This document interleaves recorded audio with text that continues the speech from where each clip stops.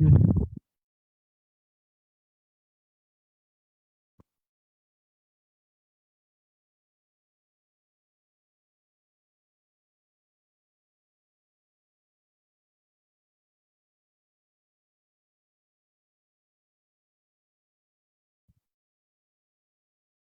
right, welcome everybody.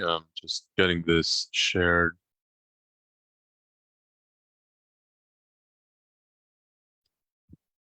Shared to the group. Welcome anyone joining us. All right, let's take a look here.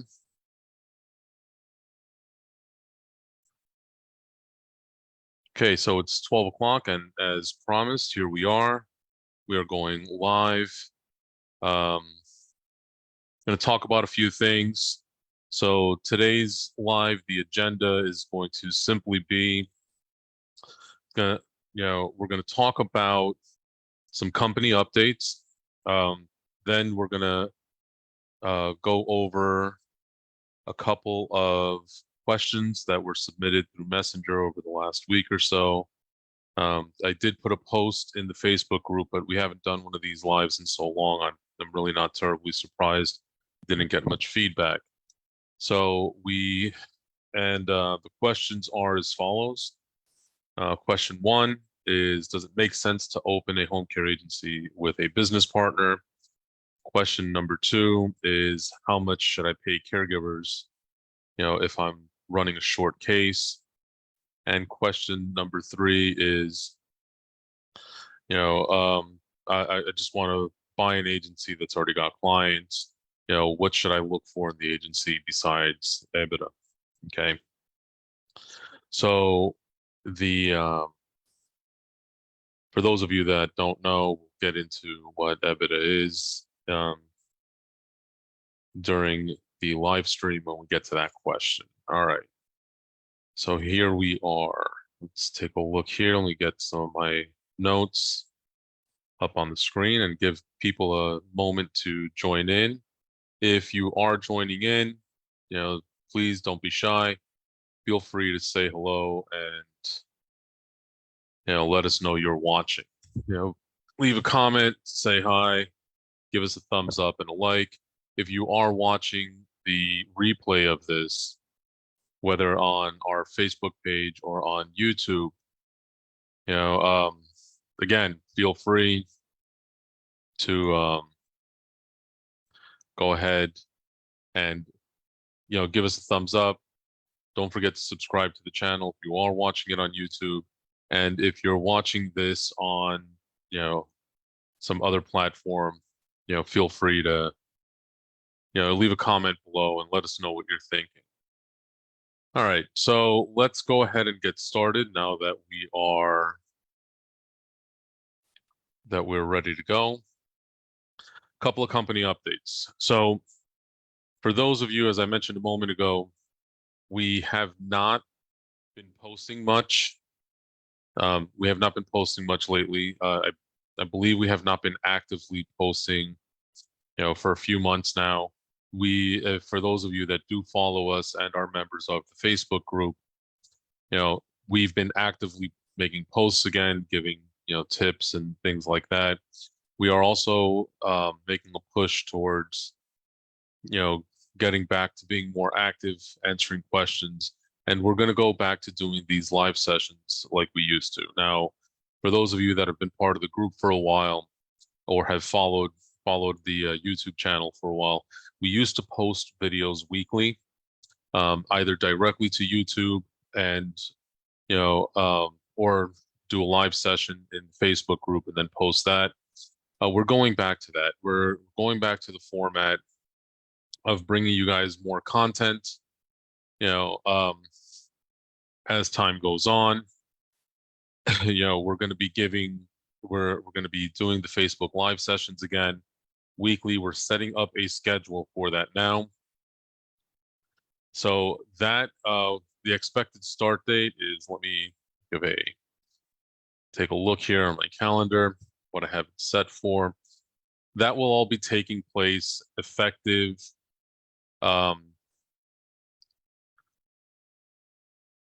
That will be effective the week of the 14th. I'm not sure. That's the week of August 14th, 2023. So whenever you're watching this, keep that in mind. If you're watching this after the 14th, then you'll already see a schedule up somewhere as to when this is going to be.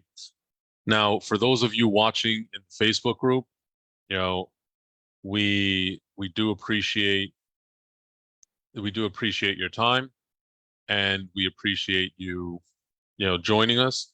So here's where my question to you is: leave a comment wherever it is. If you're watching this on Facebook, or if you're watching this on LinkedIn or Twitter or YouTube, wherever you're watching this, let us know in the comments section. What day of the week would you prefer that we do this? Our schedule used to be alternating Wednesdays and Saturdays. Okay. So we would either do it if we would do it on a Wednesday one week, the following week would be on a Saturday.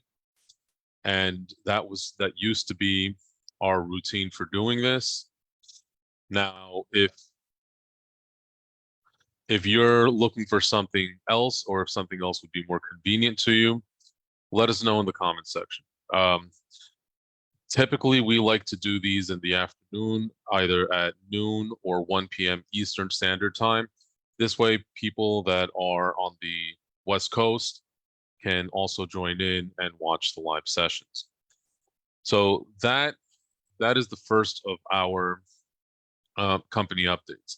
So you're going to start seeing us a lot more. We're pretty much back. So now, as an explanation, what happened? Well, a couple of things happened as to why we stopped doing these videos. And even this video, I might break it up into 2 parts to let people know. This way people can get to the content faster. If nothing else, the replay of this will be timestamped on YouTube. Okay. So back to the why. The reason why is last December, we won an award where we went out to Las Vegas for the Health 2.0 conference. Right around the same time, something that I wasn't mentioning is that we started a large contract with Homecare agency, where we were brought in, to come in and fix operations and marketing and all of this hands-on stuff. All right, so this is part of the services that we do. It's not a service that I advertise a lot on social media.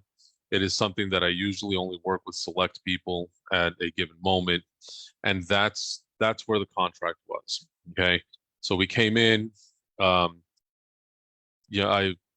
sometimes wonder if I want to do a case study on this, but the issue is the agency owner hired us to come in to revamp their scheduling, to their recruitment models, to work with them on getting their marketing up and implementing other things, just to bring order back to an agency that was with chaos. And then at the end of the 6 months, we gave control back to the owner. So the end result of that, I said, when we started, we essentially increased their revenue by about $25,000 a month, and we also improved their top line net revenue from about an 8% net, and we brought them up to about a 27% net by the end of the 6 months. A lot of things went into play on that, but as you can imagine, that was a very time-consuming process, on top of taking care of our other clients as well. So that left us very little time for being as active on social media as I normally like to be. And that contract is over. So the whole issue is with that, what it really comes down to is, apart from having done my work as contracted with my client, it also taught me a lot of lessons about my own business. And some lessons that I hadn't quite realized is the importance of maintaining a social media presence. All right. Which is, part of what we go over in our marketing course, but it really hit home as to how much it can impact potential growth. So one of the things that we will be doing is, like I said, we're going back to the being on top of social media. We've implemented some new tools and policies internally so that we don't drop the ball again. and we will be doing these videos live. Then keep a lookout either in the description below or into the Facebook group. If you're not part of the Facebook group and you're watching the replay of this, there will be a link in the description box as to how to join. But we will be putting out a form where people can submit questions for the weekly broadcast. Also, we will be going back to what we used to do, and that will be giving people the opportunity to actually join us live. So essentially, we'll be doing live strategy sessions with home care agency owners in the group for those who want to participate. Those hold tremendous value, and it'll be a one-on-one learning experience. So you'll essentially get what other people pay a lot of money for in order to have the opportunity to come in, as long as we agree to do it on a live session. There will be much shorter than a full strategy session. Typically, they're about 30 to 40 minutes long, okay? So that is our updates for now. Well, the reasons why and everything else. The next update that we're going to talk about, okay? Next thing we're going to talk about is a couple of updates to our service offering. All right, let's come into here.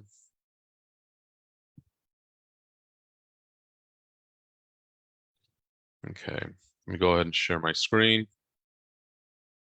All right, so if you go to our website at thebrionasgroup.com, you will see that there's a couple of changes that are going on here. One, let me bring up my pointer so that we can get a better idea here. The website pretty much looks the same, just that some of the tabs are different.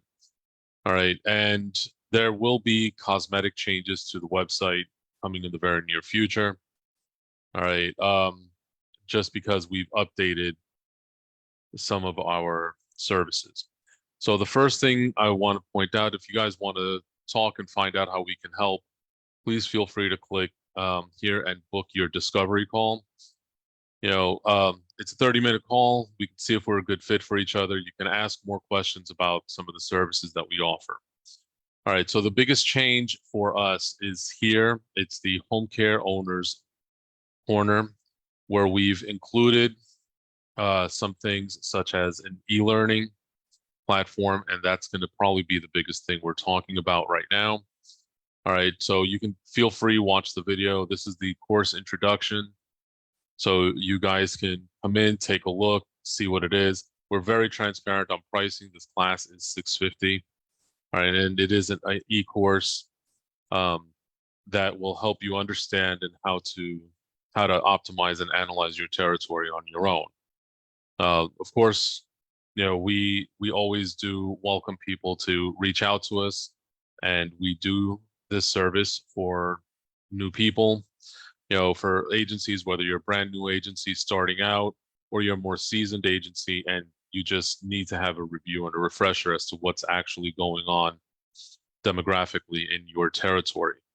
But we'll talk about that another time.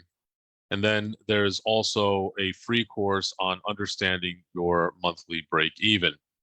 All right, so this we're going to show you what's on the inside of these here momentarily, but this is probably the most important number in your home care business. All right, so what I mean by that is a lot of people don't understand what these numbers mean, okay, in relation to their home care agency. So you have two major milestones that you need to reach. Monthly break even is the one that lets you sleep at night, okay? That's when you know that the business is no longer costing you anything out of your pocket, okay? This is why we put this course up. It comes with a lot of tools, and we're going to go over it here momentarily, okay? So let's take a look first at the free course and what the training is and what it comes with. All right, so this is a free course. All right, please keep that in mind. And so it talks a little bit about what the about what is the monthly break even. There is a video involved in it. All right, so let me turn off the volume here. All right, and as you can see, we go over a monthly break even calculator spreadsheet. This, like I said, it will help you understand and figure out what your numbers are. Yours, not someone else's, not what Facebook tells you they should be. These are the most common expenses found in home care, and they, when you register and you sign up and everything, you'll be able to you'll get this spreadsheet. It's right down here, under the downloadable resources. All right, and you'll be able to actually get this all up and going. All right, so not only will this tell you what your total is for your monthly break even number, but it will also tell you, based on what you're billing and based on how much you're paying your caregivers, how many billable hours you actually need in order to break even month over month. Look, there's always a lot of focus on how many clients I have. I'll tell you the reality. Nobody really cares. Okay. This is a harsh thing to say, and I understand that. But if at the end of the day, the only thing that matters is how many hours are you billing? And once you've billed those hours, how much money is being left over? All right. What are you putting in your pocket? Once you hit the monthly break even, I said monthly break even lets you sleep well at night. You'll have a clear understanding as to what the reality is about what your business is going through. And once you hit that monthly break even number, anything beyond that is when you start making profit. You'll actually be surprised as to how low that number that actually is. Like how few billable hours you actually need to hit that number every month. All right. So that's that. There again, I'm going to be putting links to all of this in the description below. All right, and this course, again, I cannot stress it enough. It is 100% free. Okay. All right. The next course that we're going to talk about a little bit more detail is the Homecare Territory Optimization class. All right, this one is a paid course, as you can see. And this course, it's Marketing 101.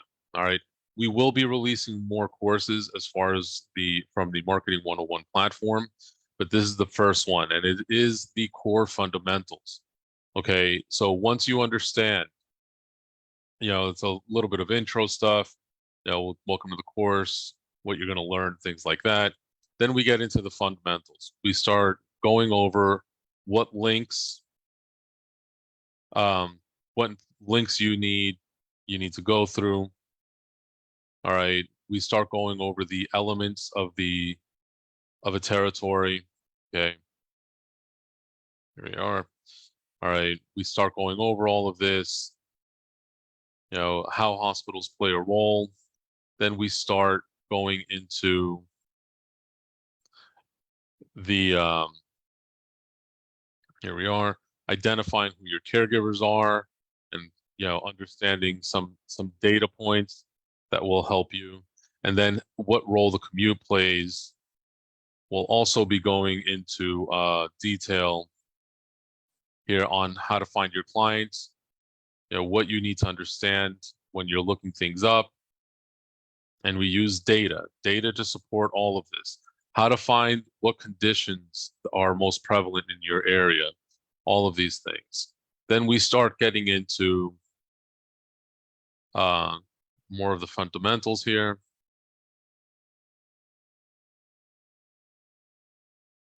Understanding the territories, understanding things about prospecting, creating marketing zones, what the facilities are, all of these things that you need to understand, that you truly need to understand in order to build out what your course, build out what your territory needs to look like. It's very comprehensive, very in-depth, and you'll understand that you're actually getting a ton of value from this. All right, so that's our walkthrough on the courses here, and that's pretty much a wrap. We are including, I said, there's a lot of things here when it comes to, here we go, and we include a few free downloads and gifts and things like that. All right, so that's pretty much a wrap on what our updates are for the company. So if you want to, if you want to understand and skip ahead, that's great. There will be timestamps on the replay if you're coming back to look at this, and we will be posting the replay on Facebook on our business page and things. If you're watching this in the group, just fast forward. I will put the timestamp at the bottom so that you have a better understanding as to where it is that you need to skip to, so that you're not listening to a whole bunch of company updates if that's not your thing. All right, so now that we've gone through all of that, let's get to the meat and potatoes of this. Okay, let's take a look at question 1. Okay, does it make sense to open a business with a business partner? All right, so here's a couple of pros and cons as to how you're going to want to do this. All right, when you're looking at your options, you have to keep in mind a couple of things. Number one, business partners serve a couple of purposes. Okay, so purpose number one, typically, that a business partner will serve will be the financial aspect. Okay, so is this person bringing the money? Aspect number two they're bringing is experience and work and sharing the work. Okay, so those are the two elements you really have to look at. So is this individual bringing money, or are they bringing experience and sharing labor? And if they are, what's the buy-in? Because those are really the big things.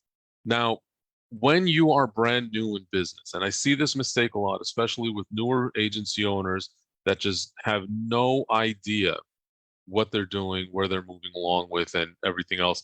And they think that they can open a business with a family member. They think they can open a business, with their best friend. And there's nothing wrong with that. I have seen it work both ways.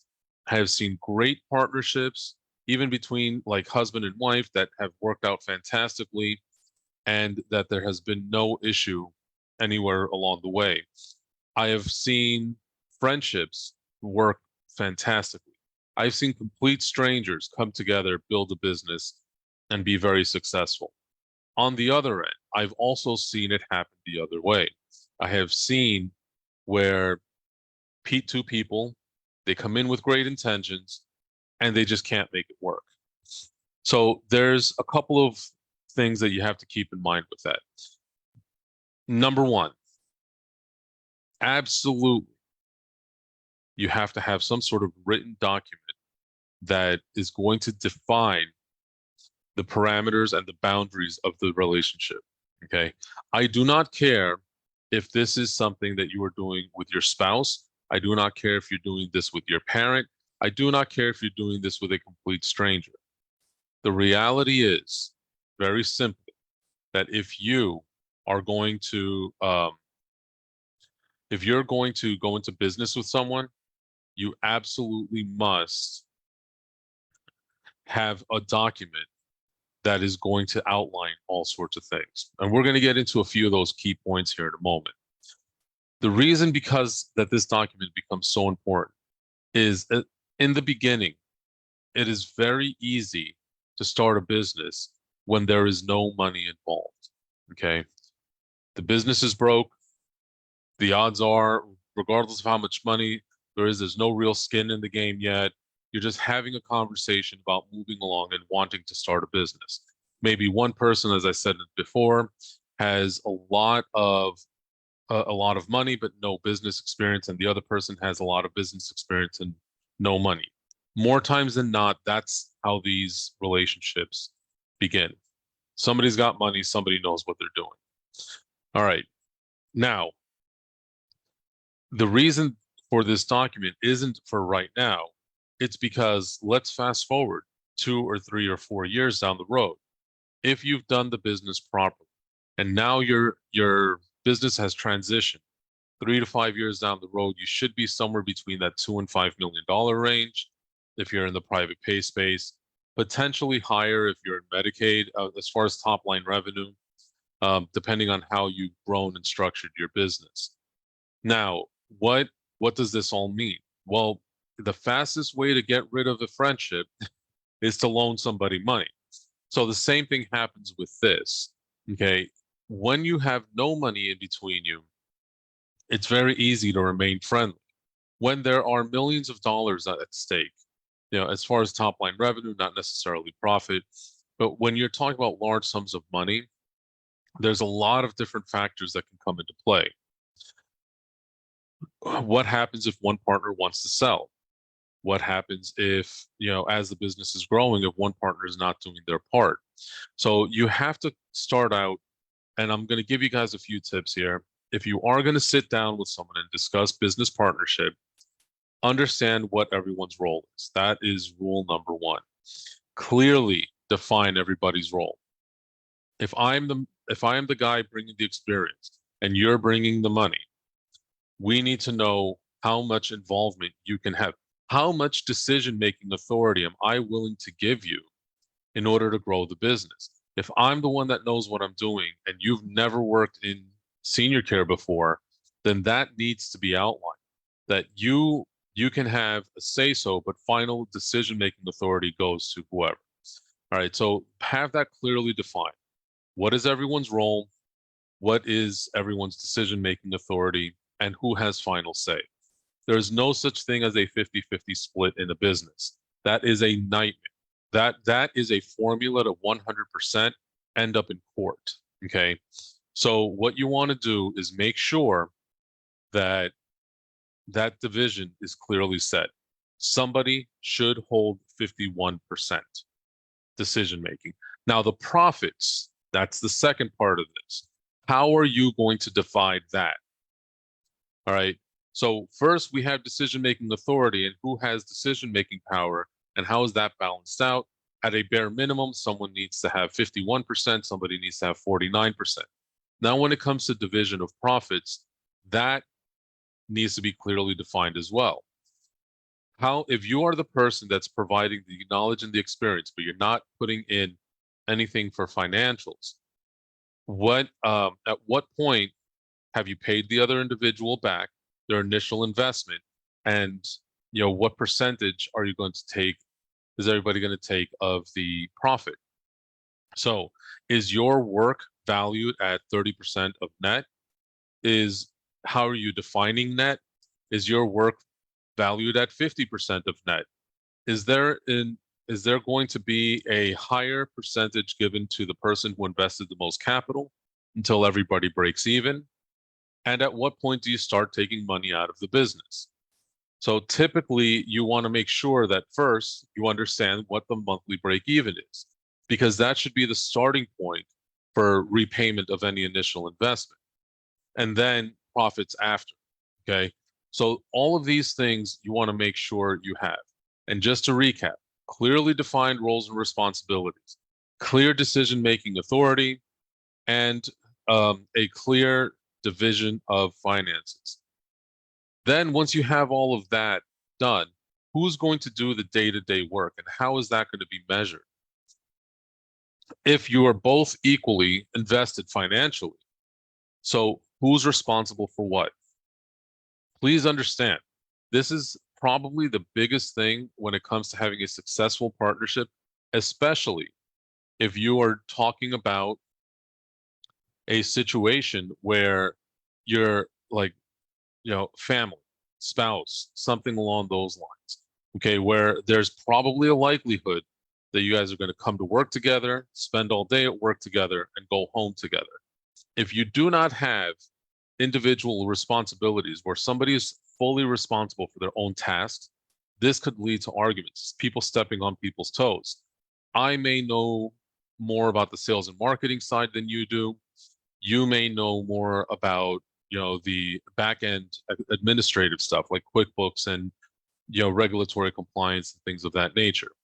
I should never step on your decisions. You should never step on mine. Now, does that mean that I don't need to learn what you do? No, I absolutely do as a responsible business owner. Just like as a responsible business owner, you need to learn what I do. But it doesn't change the dynamic of the role. You have to have clearly defined boundaries. And this is typically how it works. So in short, do I think that, does it make sense to open with a business partner? The short answer is it depends. All right. As long as everybody's mature enough and understands what their role is in the process, then yeah, you can absolutely have a good business partnership that makes sense. On the final note of that, there also needs to be clearly defined instructions as to an exit strategy. So if two people are opening this business or multiple people, who has first right of refusal? Is that going to be offered? Must it be mutual dissolution of the business? Does one partner have to buy out the other? And you guys have to decide how you're going to value the business, what criteria you're going to use when it comes time for the sale. All right. Question number 2. How much should I pay for caregivers, my caregivers for short cases? All right. This was based on a couple of conversations that I've had over the past few weeks. Short cases are a big deal, and they really become a lot more prevalent when you're talking about areas that are kind of spread out. Okay, so what do I mean? Like, if you're doing, like, for example, VA cases tend to be shorter and they tend to be a little more spread out.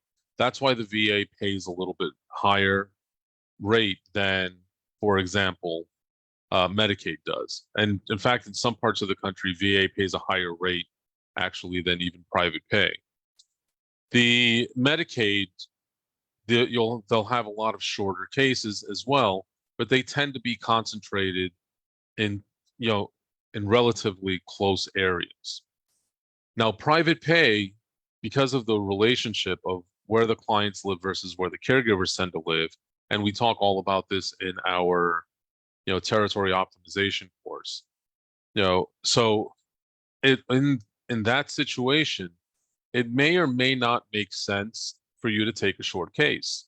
That's why a lot of consultants out there do get into the whole process of have service minimums, don't go below 4 or 5 or 6 hours. Some people will even tell you to create scaling price based on distance, all of this other stuff. But here's the rule of thumb that I've learned in my career. People may agree, may not agree. Again, feel free, please leave us a comment and let us know what you think. That we use the 10-minute rule. Okay.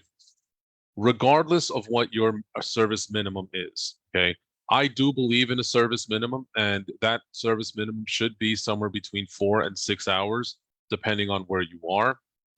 All right, so please don't get that wrong. But the rule of 10 minutes is this: every 10 minutes that a caregiver has to travel from their last client to get to your client, okay, I'm going to explain what I mean by that, okay, here momentarily. But every 10 minutes of travel equates to 1 hour of work. Okay, so what do I mean by that? Let's say you go through and you know that the typical commute in your area is 30 minutes. Okay. In my course, I actually have a website that will tell you what average commutes are in certain metropolitan areas. Okay. But let's say, like, for example, Chicago, the average commute's about 36 minutes long. All right. So let's say you have a client that lives in, let's say, Glen Ellen. Okay. Glen Ellen is about an hour and a half or so away, like let's say about 55, 60 minutes away from Chicago. So 60 minutes at 10 minutes using the 10-minute rule means that the client should be requesting at a minimum of 6 hours. The reason is that it has to do with the drive time, wear and tear, gasoline. Let's think about this. This morning where I live, okay, gas was at like 3.77 a gallon. All right. So and gas is not really that expensive out here. Okay, so 3.77 a gallon. It might be more where you are, whatever. So I drive an SUV. So at about quarter tank of gas, it at 3.77 a gallon, it's going to cost me like $65 to fill my tank. Okay.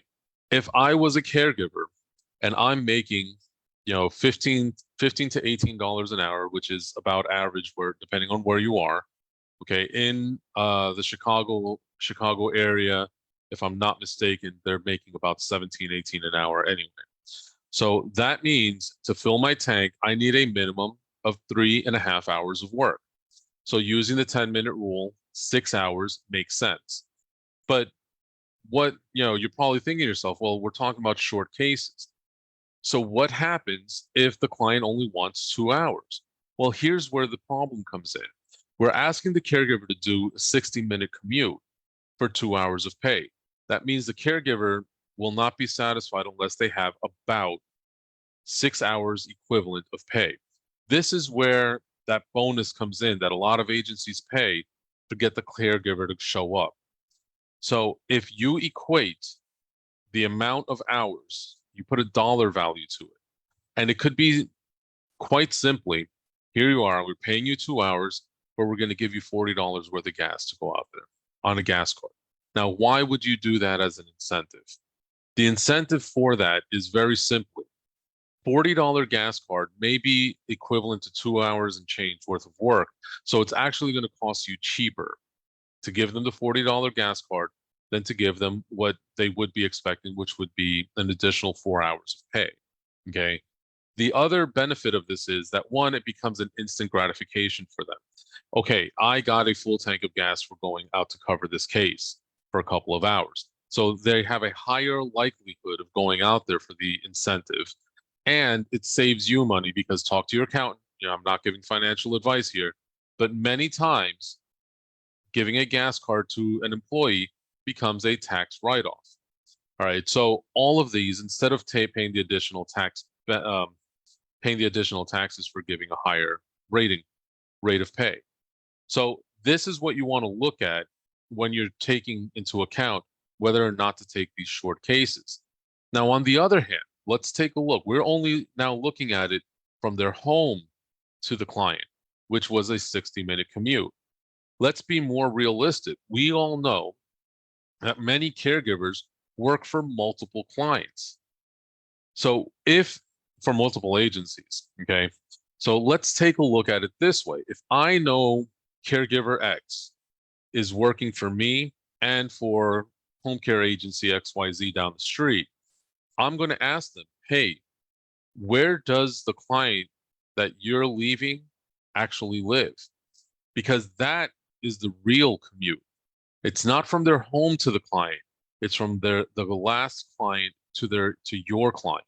So depending on the time of day, that 60-minute commute from their home to out where you are may only realistically be a 15-minute commute or 20-minute commute, where the 2 hours that you're trying to staff makes sense. So this is where it comes down to understanding the layout of your service area, of your, where your caregivers live, where the clients live. All of this other stuff comes into play. And if once you have a good, solid understanding of this, you'll be able to map out and more effectively, not efficiently, but more effectively schedule your caregivers to get more shifts covered, even if you want to take these smaller shifts or you have to because of how you're getting paid, and you'll actually be able to get them covered better. Here's the thing that a lot of people don't take into account. The commute often plays a bigger role in retention for caregivers and on the caregiver's reliability than just about anything else. You can offer a caregiver $25 an hour in an area that's only paying, 15 or 18, and they may still flake on you, not show up to that case once they look at it in Google Maps and they see, oh no, that's going to take me too long to get there, because they're looking at it from a different perspective than you are. So understand that. Know where everything is, understand what the rate is, and keep in mind the 10-minute. All right. All right. Any questions so far for those of you that are watching? Give us a thumbs up if you're finding this, helpful, useful. Leave us a comment below, whatever it is you're doing. If you're watching the replay, please don't forget to give us a like and leave a comment as to what your thoughts on all of this. All right. That being said, question number 3. I'm looking to buy an agency with clients. What should I look for besides EBITDA? Okay. EBITDA stands for earnings before interest, taxes, depreciation, and amortization. Okay. So for those of you who don't understand what that is, all right, what it comes down to is EBITDA is how people value your business. So after you pay all your bills, okay, what are you really making? So like I said in the beginning of this video, when I was talking about the monthly break-even free class that we have, again, links are going to be made available after I finish doing this live. So after all of that is done, all right, oh, you're very welcome, Odelia. So after all is said and done, what are we actually going to, what are we actually looking for? How much money are you putting in your pocket?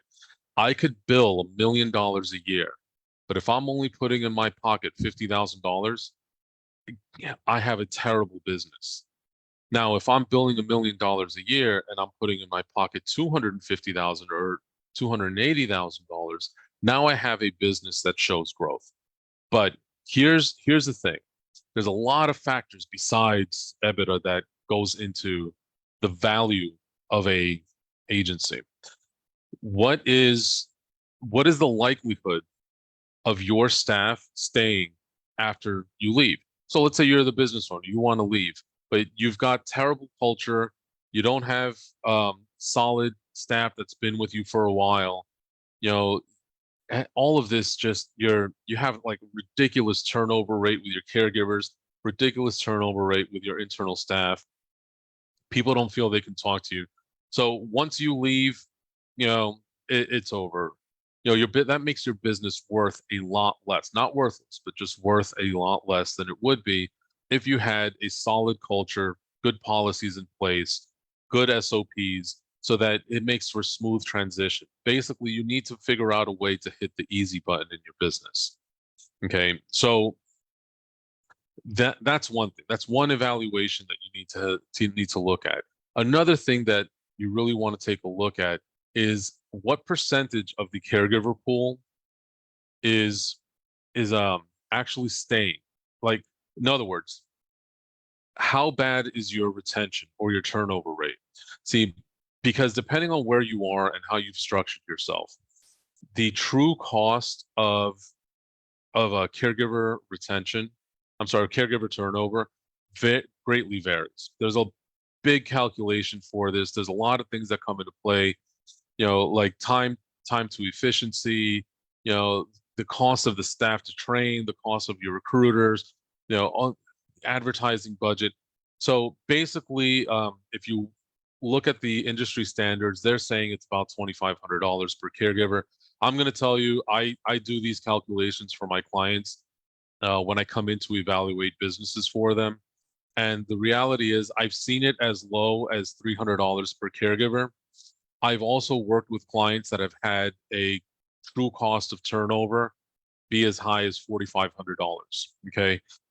Because there's so many factors involved in that. And that cost of turnover, your turnover rate, will actually impact the value of your business. So, and it all comes down to the same thing. How efficiently have you structured your business, and what plans do you have in place? So if you have a turnover rate, let's say a 30-day turnover of 70 or 80%, you need to figure out where is it that you're losing your caregivers, and then come in, make adjustments, and get this all fixed. If you're having a low turnover, let's say, because industry average is 50% within 30 days.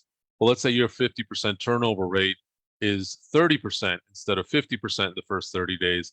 Now you have a business that's actually worth more because you're potentially creating more revenue. So average, depending on your business model and everything else, but industry average, it's about $11,000 per caregiver, and your average caregiver will work with you 3 clients. So the longer your caregiver stays with you, the more money they're actually bringing into your agency. See, people don't look at the revenue and profit that's associated with recruitment. People just think, oh, I'm trying to cover a case, or, oh yeah, these caregivers are terrible. But there's a lot more involved in this, and there's a lot more to retention than all of this. So that's one thing, your staff and your turnover rates. Okay. Now, another thing that you're really going to want to take a look at is the viability of your marketing. So if I was going to go in and purchase, and this is one of the evaluations, like I said, that we do for clients, it's great. Find a business broker, find somebody. I mean, hey, listen, I can recommend you a fantastic one if you're looking to buy or sell a home care agency. But there's things that, all sorts of people leave out. They do not take into account when they're looking at it from an accounting perspective. How viable is your territory, your market?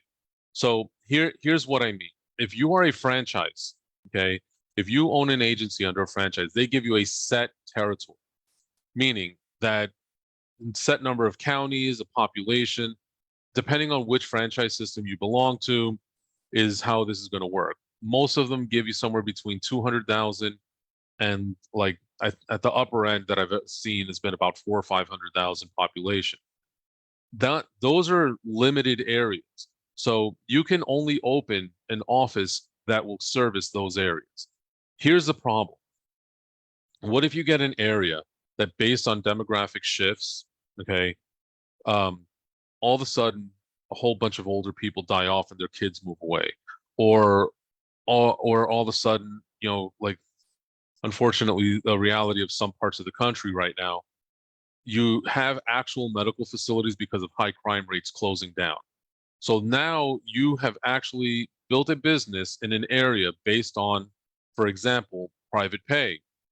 And because of the increase in crime and everything else, now your territory is no longer viable.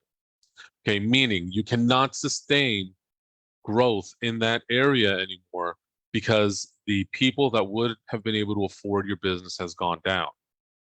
All right, that could be detrimental to the sale of your business. Okay, same thing can happen on the other end. Let's say you've built a strong and solid Medicaid business. You've created something that's bringing in 7, 8, $10 million out of 1 or 2 offices. Now it comes time to sell, but again, you have a different set of population shift. Now you've got a lot of expansion. You've got the government is trying to bring in business. They've increased the income, meaning less people qualify for Medicaid now. So the viability in the future of that business has gone down. And these are other things to keep in mind and to consider when you're buying or selling a home care agency. It's not as simple as EBITDA, all right? And it's not as simple as just, oh yeah, this looks like a great staff. The staff says they'll stay. Okay, I've been through a lot of sales, both when I was working in franchising and then as an independent consultant, where I've come in and done these evaluations for people. And after the fact, though, like, I've been brought in after they've purchased a business or after it's been open, and people don't have an understanding as to what all of these factors go into play, because all they did was listen to the business broker or to the accountant, and the accountant says it looks good because they're taking a snapshot of that moment. Like, here's another really big one that I've done a number of these evaluations for sale. How good is your relationship is that agency's relationship with the local market?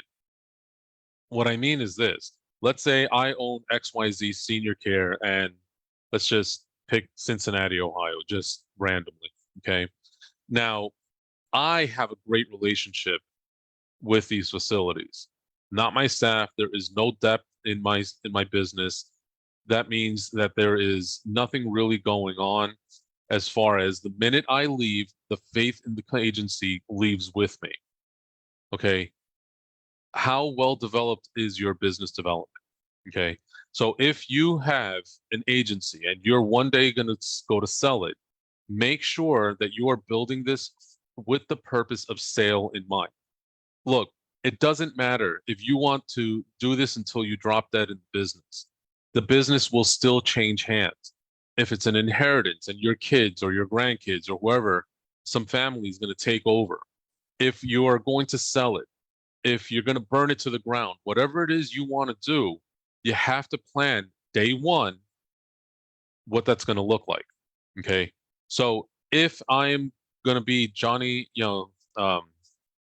jack of all trades here, and I'm going to be the owner, I'm going to be the marketer, I'm going to be the recruiter, that means I am building a business on a peg, not on a step. Okay. So there's no foundation there. So that means that business could be producing, you know, $1.5, $2 million a year, and it is a worthless business. Okay, because there's no structure in place, there's no team. All right. So I'll tell you, this is actually something that I went through not too long ago. I did a business evaluation. Again, not financial. If you want people to do that type of stuff, I can recommend them for you. But I did a viability evaluation because somebody wants to prepare their business for sale. Went out there, visited with them, spent about 3 or 4 days. And the reality is, when we went to these facilities, nobody knew anybody else in the staff. Okay. The only person that was going to market was the owner. And that becomes terrible because now that owner has to fix this. And instead of selling in the next 90 days that they were hoping to, they have to now put all these systems in place to make it more attractive for a buyer. Understand something.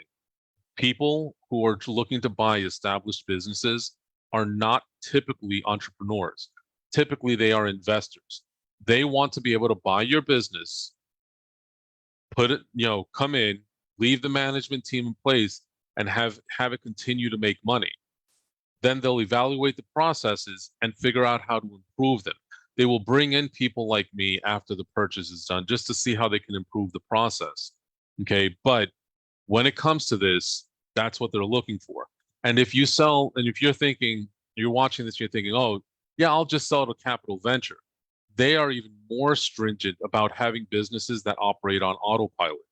Okay, they really do not want to. They have teams of people like me that come in, and when they're doing their due diligence, yes, they're looking at your financials. Yes, they're looking at things like, how much profit is being made, how long before they make a return, all of this stuff. They're taking a look at what they have to streamline, where your salary and how much you're overpaying your staff, all of that normal stuff. Okay, but they also have teams of people that are experienced territory and data analysts that are going to come in, and they're going to actually look at the operation of your business. What is it that your business is going to be able to produce for them long term? How long will they actually be able to hold on to this? They don't care. Remember, these are not you who's coming in with a passion for the business. You, as an owner, you do it for the love of what you're doing. As an investor, they're doing it for the profit. Okay. They want people in place that do love what they're doing so that they can go out and make money for them. But their goal is the bottom line. So you need to understand, and this is one of the things, and it's not it's going to be a shameless plug, but this is why I always recommend you should be doing an analysis and evaluation of your chosen territory. If you're an independent and if you're a franchisee, you should be looking at how everything is shifting in your territory annually. It will help improve things. It'll just make things go smoother. So that is the answer. So as to what you should look for if you're doing this. Now, I'm going to open this up. There's a few people watching us live. Ask away. If you got a question, leave it in the comment, and I have it up on my my other screen here. Oh, you're very welcome, Frank. You have a great day as well. If anybody has anything they want me to go over before I sign off for today, any other feedback, please, by all means, leave a comment and I'll answer it for you here in the next minute or so.